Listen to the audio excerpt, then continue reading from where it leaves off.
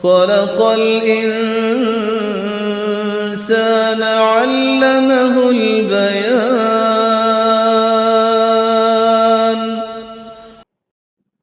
نحمده ونصلي على رسوله الكريم، أما بعد، فأعوذ بالله من الشيطان الرجيم. بسم الله الرحمن الرحيم.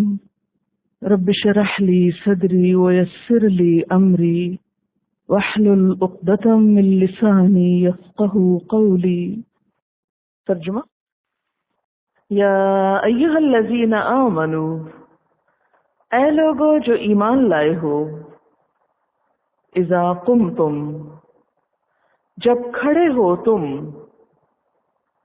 الی الصلاۃ، نماز کی طرف، فاغسلوا، تو دھو لو، وجوہکم، اپنے چہروں کو، وایدیکم، اور اپنے ہاتھوں کو، الی المرافق، کوہنیوں تک، وامسحوا، اور مسح کرو،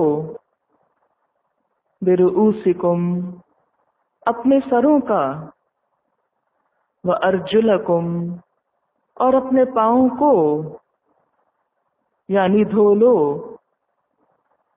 الی الکعبین، ٹخنوں تک، وان کنتم، اور اگر ہو تم، جنباً، جنابت میں، فطہروا، تو پاکیزگی حاصل کرو،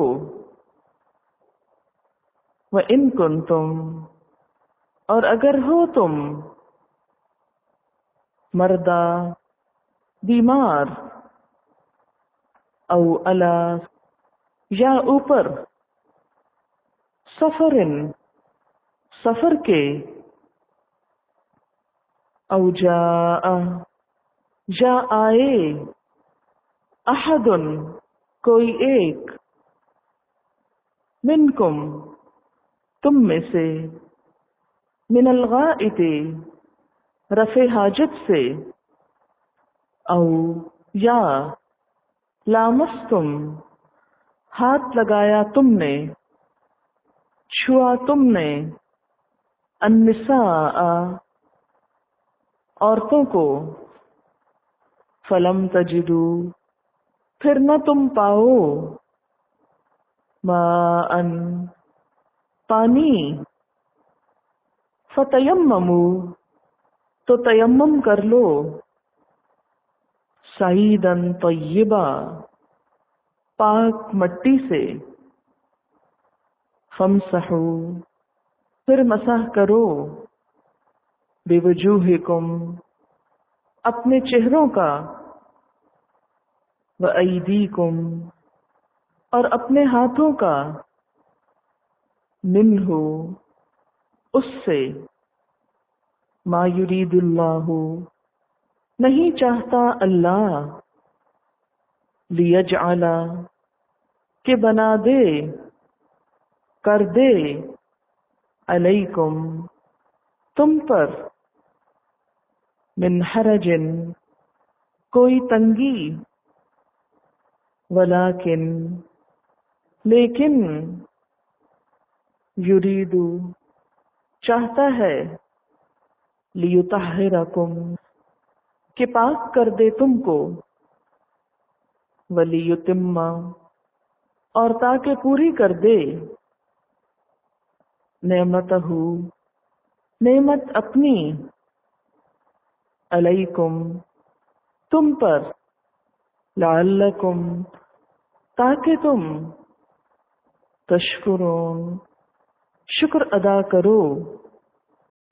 تفسیر: قال رسول اللہ صلی اللہ علیہ وسلم لا تقبل صلاة احدکم اذا احدث حتى يتودع، رواہ مسلم. آپ نے فرمایا اللہ تعالیٰ بے وضو کی نماز قبول نہیں کرتا یہاں تک کہ وہ وضو کر لے. اسے مسلم نے روایت کیا ہے. نبی صلی اللہ علیہ وسلم نے فرمایا جب تم میں سے کوئی وضو کر کے مسجد کی طرف جائے تو راستے میں انگلیوں ڈال کر نہ چلے، کیونکہ وضو کے بعد آدمی نماز ہی کی حالت میں ہوتا ہے. اصل میں وضو ایک پریپریشن بھی ہے نا، کہ انسان اپنے آپ کو تیار کرے اللہ کے پاس جانے کے لیے. جیسے کسی انسان سے، کسی دوست سے ملاقات کے لیے آپ نکلتے ہیں تو ایک دفعہ تو شیشہ ضرور دیکھتے ہوں گے کہ نہیں، اپنے آپ کو تیار کرتے ہیں، حلیہ ذرا درست کرتے ہیں میں ٹھیک تو لگ رہا ہوں. یا کوئی آئے باہر سے تو آپ کیا کرتے ہیں؟ فوراً اپنا حلیہ درست کرتے ہیں، ورنہ کیجولی بیٹھے ہوتے ہیں. کیوں؟ دوسرے کے احترام میں. یہ دوسرے کو عزت دینے کی بات ہوتی ہے کہ دوسرے کا استقبال اچھی طرح ہو. اسی طرح یہ ہے کہ اللہ تعالیٰ کے پاس جب آپ ملاقات کے لیے جائیں اور دن میں 5 دفعہ جاتے ہیں، کیوں ڈر کیوں گئے ہیں کہ اللہ کی ملاقات کی بات کی؟ تو اللہ تعالیٰ سے ملاقات کے لیے جب آپ جاتے ہیں دن میں 5 مرتبہ، تو اس میں بھی آپ تیار ہو کے جایا کریں. اور وضو جو ہے یہ اس کی پریپریشن ہے، اس ملاقات کی تیاری کا ایک حصہ ہے. پھر اسی طرح یہ ہے کہ محض شک سے بھی وضو نہیں ٹوٹتا، کہ کچھ لوگوں کو شبہ رہتا ہے اس سے وضو ان کا قائم رہا یا نہیں. بہرحال یہاں پر جو بتایا گیا ہے وہ وضو کے فرائض ہیں جو قرآن پاک سے پتہ چلتے ہیں، لیکن جو باقی چیزیں ہیں وہ نبی صلی اللہ علیہ وسلم کی سنت سے پتہ چلتی ہیں. اور وہ کیا؟ 3 دفعہ دھونا، پھر پہلے ہاتھوں کو دھونا، پھر کلی اور ناک میں اکٹھا پانی بھی ڈالنے کی روایت آتی. یعنی نبی صلی اللہ علیہ وسلم سے ایک صحیح حدیث سے یہ پتہ چلتا ہے کہ آپ پانی لیتے تھے، آدھے پانی سے کلی کرتے اور آدھا پانی ناک میں چڑھاتے. ٹھیک ہے؟ اور اسی طرح 3 دفعہ آپ کرتے تھے. یعنی 2 طریقے ہیں.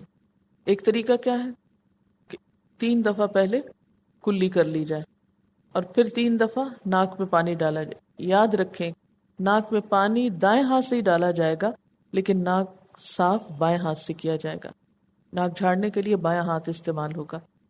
اور یہ بھی طریقہ ملتا ہے کہ 1 دفعہ میں پانی لے کے پہلے کلی اور ساتھ ہی ناک میں ڈال دیے، پھر پانی لے کے کلی اور ناک میں، یعنی اس طرح 3 ٹائمز آپ لیں گے پانی، لیکن کلی اور ناک میں پانی 3 دفعہ میں یہ دونوں کام ہو جائیں گے. پھر فرمایا وَإِن كُنتُمْ جُنُبًا، اور اگر تم جنابت کی حالت میں ہو، فَطَّهَّرُوا، تو پاکی حاصل کرو. دیکھیے ناپاکی کی 2 قسمیں ہوتی ہیں. ایک کا نام ہوتا ہے حدث اصغر اور ایک کا نام ہوتا ہے حدث اکبر.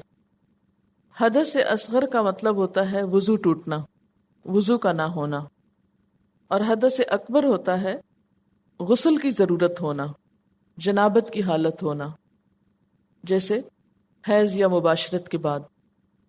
تو یہاں فرمایا کہ اگر تم جنابت کی حالت میں ہو تو اس وقت تک نماز نہ پڑھو جب تک کہ تم پاک نہ ہو جاؤ، یعنی غسل نہ کر لو. اور غسل کا طریقہ بھی کیا ہے کہ پورے جسم پر پانی بہایا جائے اور اس میں بھی بال برابر جگہ خشک نہ رہے. اور غسل جنابت خاص طور پر اس میں وضو کرنا ضروری ہے. وضو کے بغیر غسل جنابت نہیں ہوتا. بہت سے لوگ اس بات کو نہیں جانتے اور بسا اوقات غلطی کرتے رہتے ہیں، کلی نہیں کرتے یا ناک میں پانی نہیں ڈالتے. عام غسل یعنی جو روز آپ فریش اپ ہونے کے لیے کرتے ہیں، عام غسل اور غسل جنابت کے طریقے میں فرق کیا ہے، یا ان دونوں کا بڑا فرق کیا ہے؟ ان دونوں کے بیچ میں فرق وضو کا ہے. عام طور پر جب آپ شاور لیتے ہیں تو ضروری نہیں کہ آپ وضو کریں، اگر آپ کا دل چاہتا تو کریں، ویسے کر ہی لیا کریں تو اچھا ہے، کیونکہ ثواب کا ثواب ہے. اب پانی میں کھڑے تو ہیں ہی، تو دونوں کام ہو جائیں، ٹھنڈے بھی ہو جائیں گے، صاف بھی ہو جائیں گے، اور ساتھ اجر بھی پائیں گے. کیونکہ یاد رکھیے کہ پاک صاف رہنا اللہ تعالیٰ کا قرب دیتا ہے انسان کو. اللہ تعالیٰ محبت رکھتا ہے ان لوگوں سے جو پاک صاف رہتے ہیں.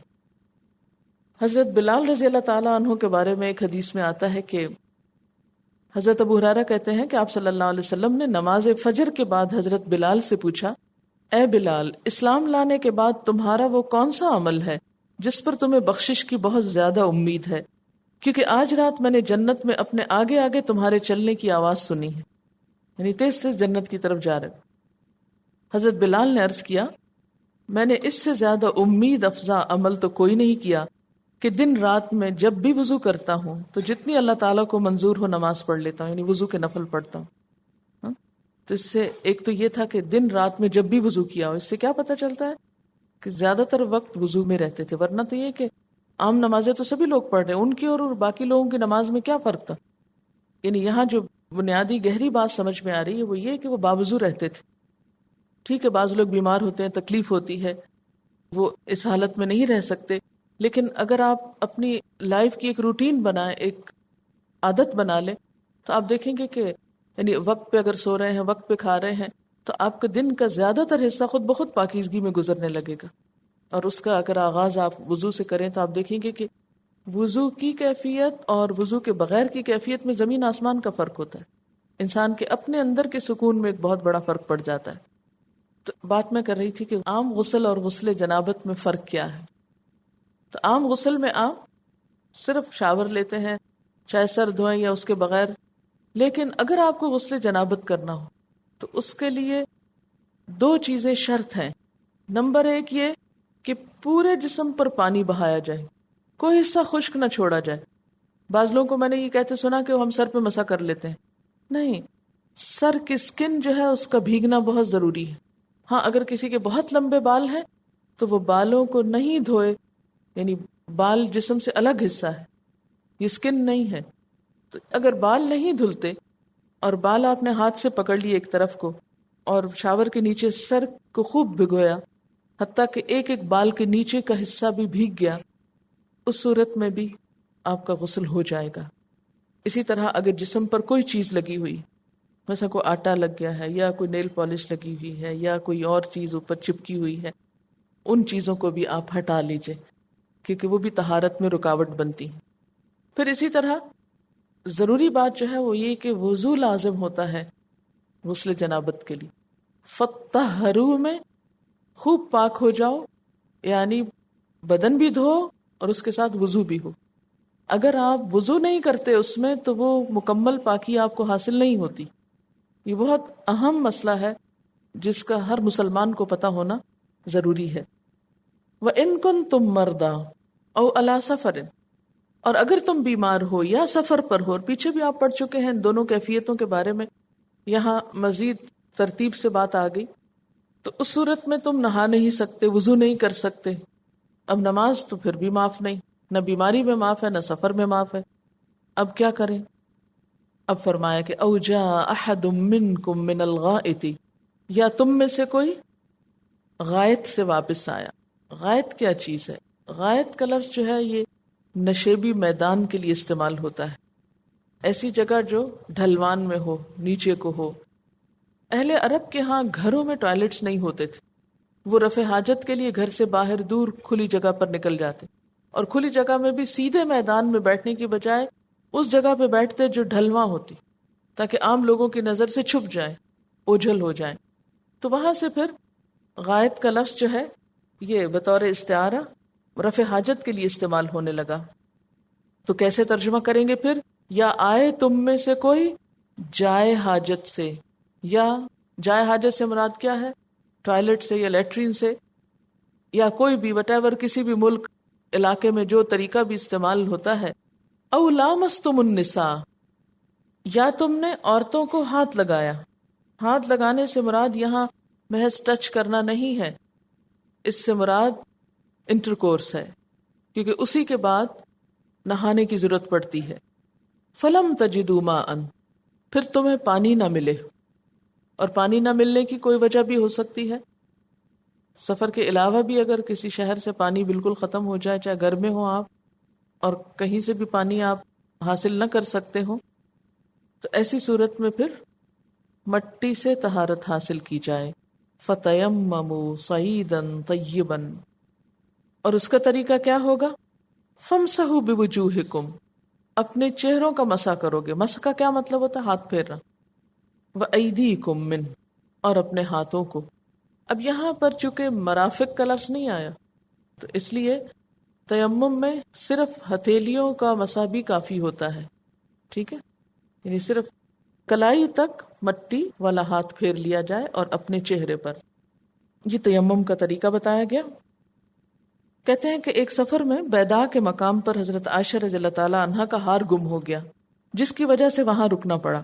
صبح کی نماز کے لیے لوگوں کے پاس پانی نہ تھا، تلاش ہوئی تو پانی دستیاب نہ ہوا. پھر آیت تیمم نازل ہوئی.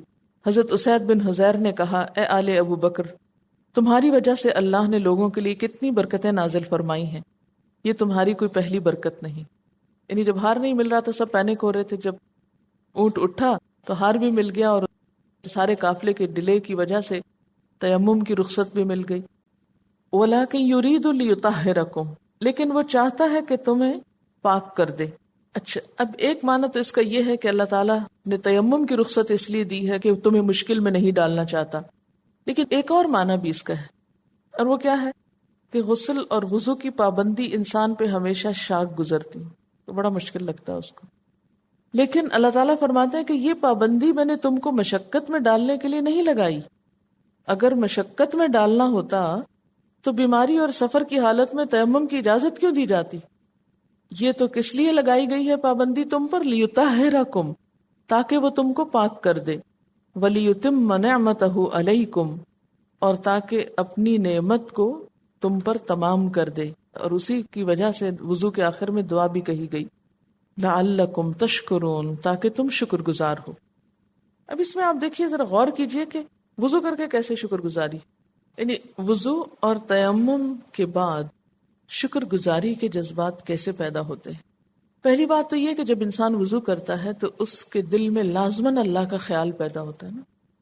آپ تجربہ کر کے دیکھ لیجئے کہ وضو کے دوران آپ کو کتنے اچھے اچھے خیالات آتے ہیں. کبھی ایسا ایکسپیرینس ہوا کہ وضو کرتے ہوئے ایک خاص اللہ کی محبت محسوس ہو رہی ہوتی، اللہ تعالیٰ کی یاد ایک اور ہی طریقے سے آ رہی ہوتی، یعنی ایک قرب کا احساس ہوتا ہے. اور شکر کیسے آتا ہے؟ جب انسان فریش ہو کے نکلتا ہے تو ایک ویسے ہی شکر گزاری کی کیفیت آتی. پھر اسی طرح یہ ہے کہ جب پانی نہ ملے تو تیمم کا موقع آئے تو اور شکر گزاری آتی کہ اللہ تعالیٰ نے کتنی آسانیاں رکھی ہیں اس دین میں. اور پھر یتم نعمتہ، یہ نعمت کون سی ہے؟ اللہ کی دین اسلام، یعنی وضو جو ہے دین اسلام کی پہچان بھی ہے، وہ نا وَأَتْمَمْتُ عَلَيْكُمْ نعمتی، یعنی شاعر اللہ میں سے بھی ہے، میں نے اپنی نعمت تم پہ تمام کر دی. یعنی چھوٹی چھوٹی چیز کے بارے میں تمہیں تعلیم اور ادب آداب سکھائے گئے. آپ دیکھیے کارخانوں میں، کھیتوں میں، سڑکوں پر کام کرنے والے لوگ اور عام مزدور لوگ اگر یہ 5 نمازیں پڑھنا شروع کر دیں اور 5 دفعہ دن میں وضو کریں تو آپ دیکھیں کہ ان کی پوری سائیکالوجی بدل جائے گی اور ان کے اوپر ایک بہت پازیٹیو اثرات ہوں گے. یہ روز بروز جو ہم خبریں سنتے ہیں مارنے کی اور قتل کرنے کی، تو میں سوچ رہی تھی کہ جو مسلمان دن میں 5 دفعہ وضو کرے اس کا غصہ اور انتقام تو کئی دفعہ ٹھنڈا ہوگا، کیونکہ وضو جو ہے غصے کا علاج بھی ہے، یعنی غصے کو مینج کرنے کے لیے ایک بہت بڑا ہتھیار ہے. اب اگر آپ کو کسی پہ غصہ بھی ہے، آپ کسی سے ناراض بھی ہیں، تو کوئی بھی ایکشن لینے سے پہلے پھر نماز کا وقت آ گیا، پھر وضو کرنا پڑ گیا، پھر وضو ہو رہا ہے، پھر وضو ہو رہا ہے، پھر نماز پڑھ رہے ہیں آپ، تو پھر آپ یہ کام نہیں کر سکتے. جب سے ہم نے نماز چھوڑی، وضو چھوڑا، طہارت چھوڑی، تو اس سے اور بھی بہت سی برائیاں ہمارے اندر جنم لیں. یعنی ایک انسان کے اندر وضو اور نماز جو شرمندگی کا احساس بھی پیدا کرتی ہے کہ میں کیا کر رہا ہوں. تو یہ سارے یعنی اے لوگوں جو ایمان لائے، اور پھر وضو اور غسل اور تیمم اور یہ سب باتیں کر کے اینڈ پہ فرمایا لعلکم تشکرون، تمہیں اگر اس کے فائدے پتہ چل جائیں تو تم شکر کرو کہ اس رب نے ہمیں یہ سب کچھ سکھایا اور دیا. میں نے اپنے سب بچوں کو خود وضو کرنا سکھایا، خود پاس کھڑے ہو کے بہت اہتمام کے ساتھ کہ آج آپ کے وضو کا دن ہے. اس سے پہلے نہیں کبھی کہا، تاکہ وہ ایک سرپرائز اور ایک نئی چیز لگے ان کو.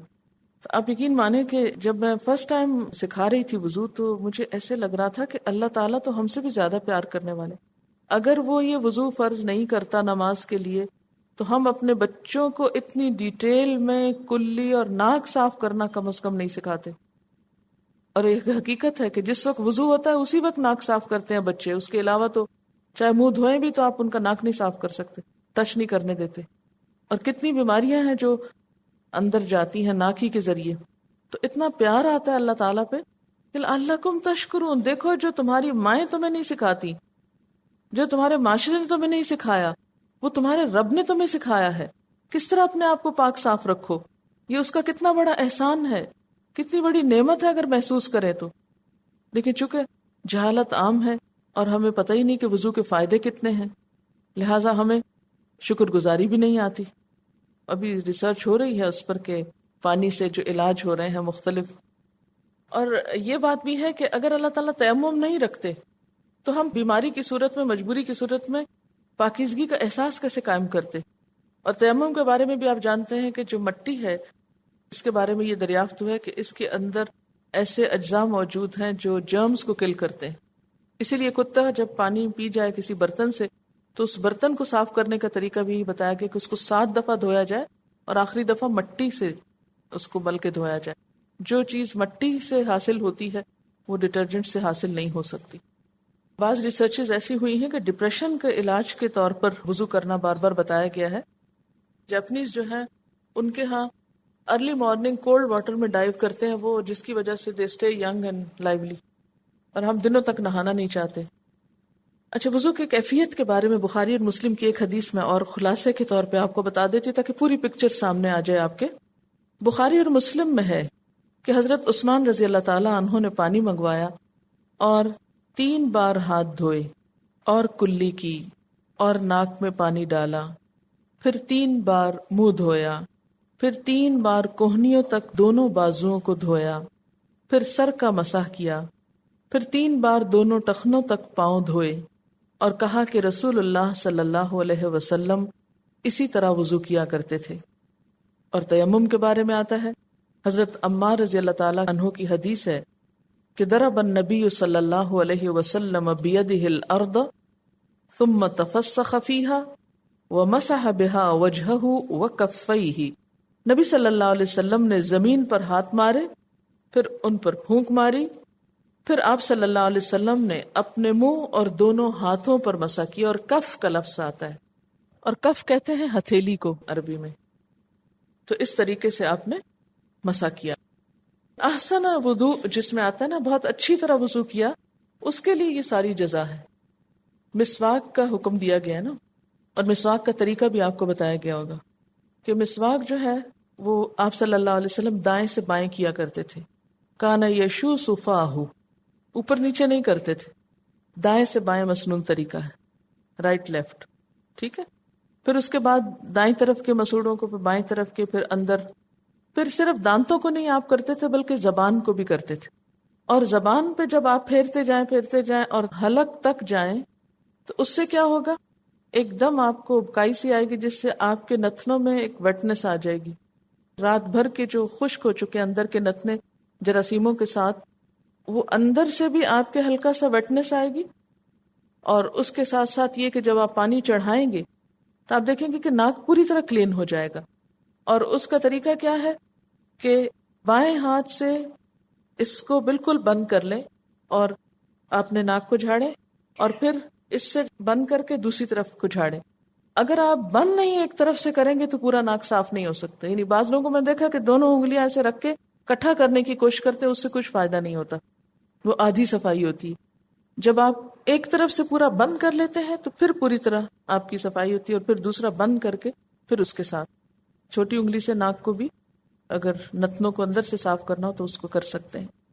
تو اس طرح اگر یہ پورا طریقہ آپ کریں تو آپ کو انشاءاللہ نہ تو سائنسز ہوں گے اور نہ ہی تھروٹ انفیکشن اور اس طرح کی بیماریاں بہت ریئرلی آپ کو ہوں گی. اور پھر اس میں خاص طور پر آپ دیکھیں گے کہ جب اندر کا پیسج، جب اس سے صفائی کرتے ہیں نا آپ ناک کی، تو اس میں صرف یہ ناک نہیں بلکہ آپ کے کان اور یہ پورا حصہ جو ہے یہ اندر سے ایکٹیویٹ ہوتا ہے اور اس کے پورے گلینڈز تک جاتا ہے. یہ میرا پرسنل ایکسپیرینس ہے. مجھے تھائرائیڈ کا کچھ پرابلم ہو گیا تھا تو میں نے کہیں پڑھا کہ مسواک کو اگر آپ حلق تک لے جائیں تو اس سے یہ جو گلینڈز ہیں یہ ایکٹیویٹ ہوتے ہیں اور اس کی تکلیف دور ہو جاتی. اور میں نے 2 دفعہ بلڈ ٹیسٹ کرایا اس عمل سے پہلے بھی اور بعد میں بھی، اور الحمدللہ بغیر کسی دوا کے یہ بیماری جو تھی وہ درست ہوئی، صرف پراپر طریقے سے مسواک کرنے سے. اسی طرح یہ جو سائنسز وغیرہ کا پرابلم ہے اس کو بھی بہت ہیلپ کرتا ہے. لیکن اس کے لیے ضروری ہے کہ آپ ذرا پہلے اٹھ جائیں نماز فجر کے لیے، کیونکہ عام طور پر دن میں بھی ہمیں ہری ہری ہوتی ہے اور صبح بھی ہم عین ٹائم پہ اٹھ رہے ہوتے ہیں تو یہ سب کچھ رہ جاتا ہے. اگر آپ ذرا سا وقت نکال کر صبح میں اپنے دانتوں کی صفائی کر لیں، اور دن میں اگر اتنا وقت نہیں بھی ملے تو آپ دیکھیں گے کہ دن بھر آپ فریش رہیں گے اور بہت سی بیماریوں سے انشاءاللہ نجات ہوگی. اچھا، اس میں ایک بات یہ ہے کہ گردن کے مسح کے بارے میں کوئی صحیح حدیث نہیں ہے، کوئی صحیح حدیث گردن کے مسح کے اوپر نہیں ہے. اور بعض لوگوں کو دیکھا گیا تو پوری گردن کو مل رہے ہوتے ہیں پانی سے، تو ایسے اضافے پھر بدعت ہو جاتے ہیں. یہ سارے طریقے جو سکھائے اور پھر انسان جب مصیبتوں سے نجات پاتا ہے تو پھر لعلکم تشکرون آتا ہے، واقعی شکر آتا ہے کہ شکر ہے کہ ہم اس دین اسلام میں مسلمان پیدا ہوئے، کہ ہمیں یہ سب کچھ سکھایا گیا۔ یہود نے مسلمانوں کا مذاق اڑایا تھا کہ او ہو، تمہارا نبی تو وہ ہے جو تمہیں ٹوائلٹ میں بیٹھنے کا طریقہ سکھاتا ہے اور تمہیں استنجا کرنے کا طریقہ بتاتا ہے۔ وہ ہنسنے لگے مسلمانوں پر، تو صحابہ کرام اس پر کوئی شرمندہ نہیں، انہوں نے بہت کانفیڈنس سے کہا کہ ہاں، ہم اللہ کا شکر ادا کرتے ہیں کہ ہمیں کوئی ایسا شخص ملا کہ جس نے ہمیں یہ سب کچھ سکھایا۔ تو ان چیزوں کو اپنے بچوں کو بھی ساتھ ساتھ سکھا دیجیے۔ اچھا، اس پورے وضو کے عمل کو اگر آپ دیکھیں تو جب ہم ہاتھ دھوتے ہیں تو ایک طرح سے ہم سمجھے کہ دعا یا اللہ سے ایک تعلق قائم کرتے ہیں نا، دعا میں بھی ہاتھ اٹھاتے ہیں، تو اس کے دھونے میں بھی ایک طرح سے ہاتھ اٹھ رہے ہوتے ہیں۔ پھر ہم کلی کرتے ہیں کہ اللہ اگر ہمارے منہ سے کوئی خراب بات نکلی ہے، کوئی لقمہ حرام چلا گیا ہے، کوئی آپ کو ناپسند بات ہماری لگی ہے تو اس کو آپ دھو ڈالیں۔ اسی طرح پھر ناک کو صاف کرتے ہیں۔ پھر اسی طرح یہ ہے کہ چہرے کو صاف کرتے ہوئے، چہرے پہ آنکھیں بھی ہیں، آنکھوں کے گناہ دھلتے ہیں۔ پھر اسی طرح جب ہم کانوں کا مسح کرتے ہیں تو احساس ہوتا ہے کہ کانوں سے اگر کوئی بری بات ہم نے سنی تو اس کی صفائی ہو جائے۔ پھر اسی طرح پاؤں دھوتے ہیں تو اگر پاؤں سے کوئی یعنی چل کر کہیں جا کر کوئی گناہ کیا یا کسی بھی طرح کسی کو اذیت پہنچی تو ان سارے گناہوں کی ساتھ ساتھ صفائی بھی ہوتی جائے۔ تو وضو جو ہے یہ صرف ظاہری طور پر ہی صاف نہیں کرتا بلکہ گناہوں کو بھی پاک کرتا ہے اور روحانی پاکیزگی اور احساس بھی دیتا ہے اور سکون کا باعث بنتا ہے۔ وآخر دعوانا ان الحمد للہ رب العالمین۔ سبحانک اللہم وبحمدک، اشہد ان لا الہ الا انت، استغفرک واتوب الیک۔ السلام علیکم ورحمۃ اللہ وبرکاتہ۔